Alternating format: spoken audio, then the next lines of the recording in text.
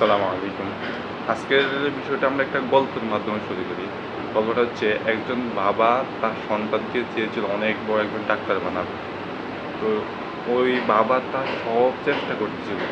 Doctor পড়াতে অনেক খরচ, সব খরচ জোগানোর জন্য অনেক চেষ্টা করে।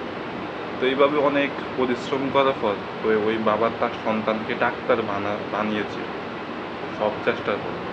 তো একদিন হঠাৎ ওই বাবা একদিন রাস্তার ধারে বসে কান্না করতেছিল। তো তাকে একজন লোক জিজ্ঞাসা করলো যে আপনার ছেলে ডাক্তার, আপনার তো কোনো সমস্যা নাই, আপনি এখন সুখী আছেন, তো আপনি কান্না করতেছেন কেন? তখন ওই লোকটা বলে, আমি আমার সব চেষ্টা দিয়ে আমি আমার সন্তানকে ডাক্তার বানিয়েছি, তার তার লক্ষ্যে তাকে পৌঁছে দিয়েছি, কিন্তু আমি এটা জানি না যে সে ডাক্তার হওয়ার পর আমাকে ভুলে যাবে, আমাকে ঠিকমতো খেতে দিবে না, তার বাসায় রাখবে না। অথচ আমার ভাইয়ের ছেলে, সে দিনমজুর, দিনে এনে দিনে খায়, কিন্তু সে তার মা বাবা পরিবার পরিজন নিয়ে একসাথে থাকে।